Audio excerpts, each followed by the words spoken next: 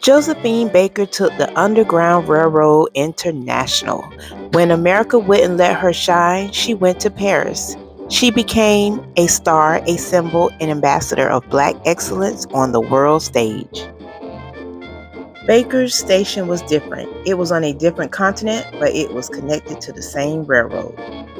She proved that the fight for Black freedom wasn't just American, it was global. I was told that I wasn't beautiful enough, that my skin was too dark, that my dreams was too big for a girl like me.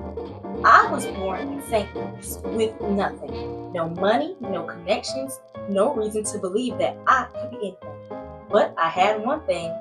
I refused to believe them. I danced, I sang, I wore a banana skirt and made the world stop and stare. Not because I was trying to please them, but because I was celebrating myself. When I got to Paris, they didn't see a Black woman they wanted to erase. They saw a star, and I became one. But success wasn't enough for me. How could I dance and sing while my people were suffering, while we were being treated like we weren't human? So I fought.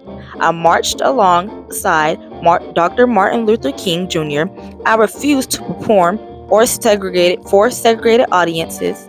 I adopted children from every race, every religion to show the world that love knows no color. They threatened me, they hated me, but I never stopped. To every young person watching this, your difference is not your weakness.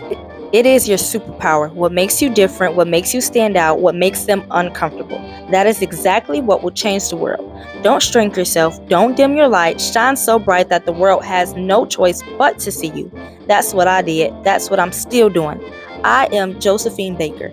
I am unforgettable, and so are you. Next stop, Debbie Allen. This station is a reminder that the Underground Railroad didn't end in the 1960s. It continues in every audition a Black artist walks into. Hi, I'm Debbie. Debbie Allen, that is. Debbie danced onto stages that had been closed to Black artists, but she didn't just perform, she created, she choreographed, she directed, she used every platform to tell Black stories. I spent my whole life breaking barriers in dance and entertainment for the whole world. There was only a few doors open for Black dancers, but I created my own path. Everything. You learn something once, and it's yours for life. But first you have to become a dancer. Now you may be hot stuff up in Harlem, or you may have the best tutu collection in the country. Doesn't matter. I don't have time for prima donnas. You want to become a dancer? You're going to have to work. Work your little tights off.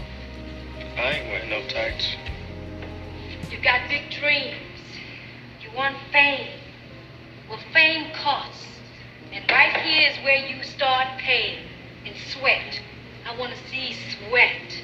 And the better Debbie Allen showed that breaking barriers is a generational project. Each generation must build its own station, claim its own platform, and refuse to accept less than full humanity. Debbie taught me that being a dancer isn't just about technique, it's about purpose. It's about using your art to change the world. When I became principal dancer, I didn't just do it for me. I did it for every little Black girl who was told that ballet wasn't for her, that classical dance wasn't her space, that her body wasn't the right body. I did it because Debbie showed me how. Debbie Allen's the reason I'm here. When I was a little girl, I saw her on Fame, a Black woman, a dancer, a creator, a leader. Misty Copeland became the first Black female principal dancer at American Ballet Theater, a world that had been locked for centuries. She didn't just break through the door, she transformed what was possible. Copeland's station represents something vital, that the Underground Railroad of achievement is still being built, that there are still barriers to break, still stages to claim, still dreams that seem impossible until someone refuses to accept that they are. Copeland has graced the stage with the artist Prince, wrote her own books, and her list of achievements go on and on. Her journey reminds us that every station on this railroad was built by someone who refused to quit, who pushed through when the system said no, who understood that excellence wasn't just a goal, it was an act of resistance. Josephine, Debbie, and Misty will continue to inspire us to stand up.